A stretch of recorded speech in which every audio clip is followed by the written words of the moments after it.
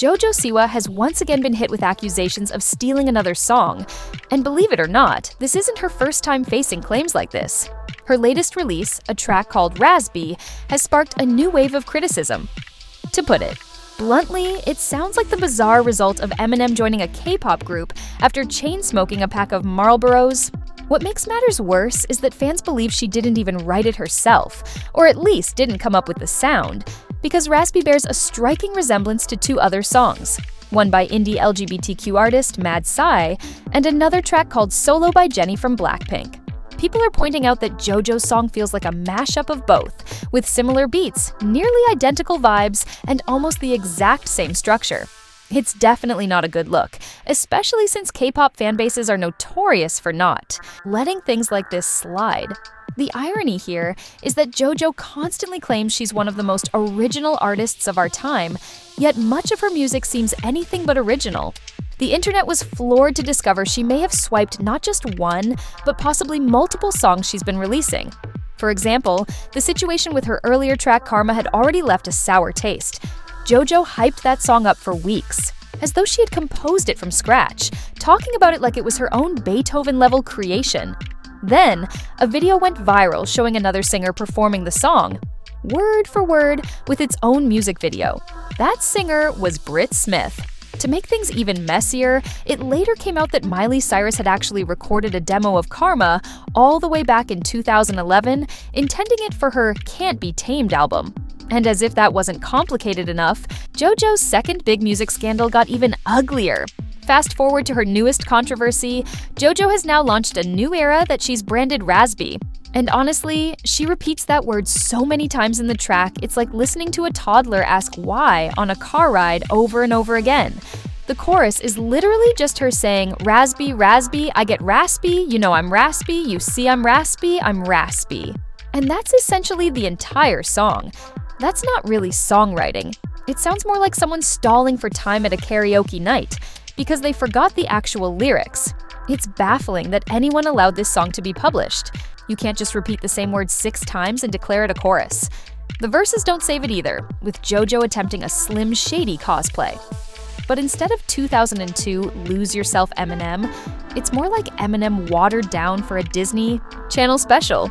She clearly knows that even bad press gets her attention, which for her translates to, I know you hate this, but thanks for the streams. Her social media antics prove she thrives off this strategy, considering she's spent the last few weeks pretending to be straight, pregnant, and even a trad wife just to stir up engagement. At this point, she'll do almost anything to stay in headlines. But here's where things get especially messy. As soon as Raspy dropped, fans immediately began comparing it to Mad Tsai's work. The instrumental, the pacing, even the way the pre-chorus drops into the hook felt eerily similar, as if it had been traced over note for note. On TikTok, side-by-side comparisons began blowing up, showing Jojo's Raspy on one half and Jennie's Solo or Mad Tsai's song on the other. And the similarities were undeniable. You don't need to be a music expert to hear it, they practically sound the same. The question became unavoidable. Did Jojo actually steal this song for real this time? The timeline makes it even more suspicious. Mad Tsai released a track called Bite just 2 months before Jojo began teasing Raspy. When Jojo started dropping snippets, Mad Tsai was suddenly flooded with tags from fans who noticed the resemblance. At first, he thought Jojo was promoting his song, only to realize she was claiming it as her own. He's been responding with some subtle shade, even going so far as to say, why stream the Temu version over the better one? Meanwhile, Jojo's response has been classic her, pretending it's not happening because she believes any press is good press. The problem is, TikTok has been merciless. Mad Tsai's fans have been roasting her, and his original version has been thriving in comparison. Even his comments show people calling Jojo out, while she's been desperately flooding TikTok with clips of herself performing Raspy to force it onto people's For You pages in hopes they'll stream it. But let's be honest, who's actually listening to Jojo's music these days? There's even speculation that she's moderating her own comment sections. Before releasing the song, Jojo's posts were overwhelmed with negativity.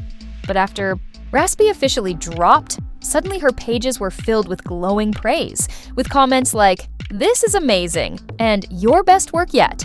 Either her fanbase collectively had an overnight epiphany, or someone on her team was hitting the delete button harder than a teenager clearing their search history. And these accusations feel even heavier because JoJo has a history of borrowing other people's music. Karma wasn't hers. It was bought from another artist, yet she passed it off like it was her original masterpiece.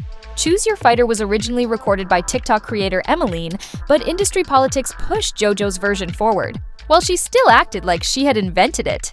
The backlash got so bad that Emmeline eventually deleted her original video, leaving fans to wonder if JoJo's team pressured her behind the scenes. Then there was her overproduced cover of Bette Davis' Eyes, which was so heavily auto-tuned that even Kim Kardashian publicly chimed in, saying authenticity is what makes music timeless, a subtle but clear dig at JoJo's overprocessed track.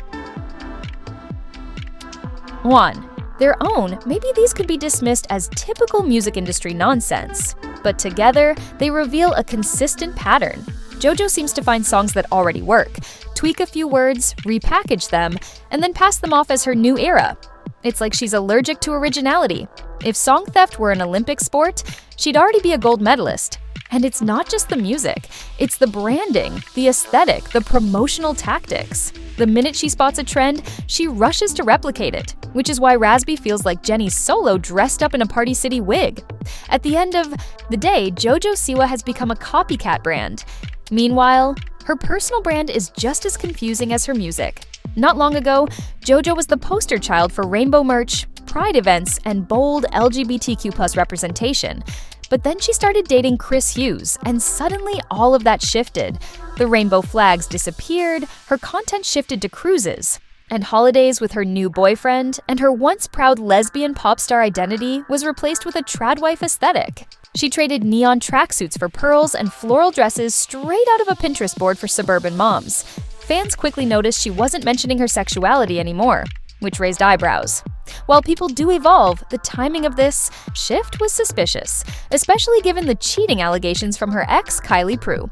To some, it looks like a genuine lifestyle change. To others, it's a PR move after realizing that rainbow branding wasn't converting into sales.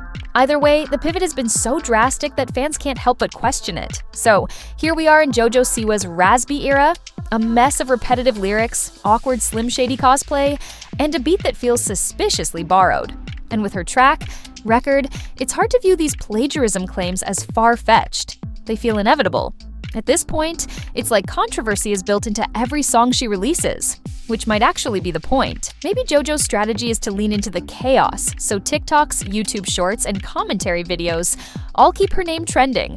Whether she's stealing songs, stealing aesthetics, or just stealing everyone's patience, this era looks less like a reinvention and more like a case study in how to stay relevant through sheer controversy.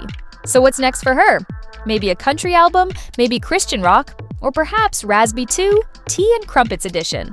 The real question is whether JoJo is trolling for clout, or if she's genuinely lost in her rebranding void. Thanks for sticking through this breakdown. Don't forget to like, comment, and subscribe.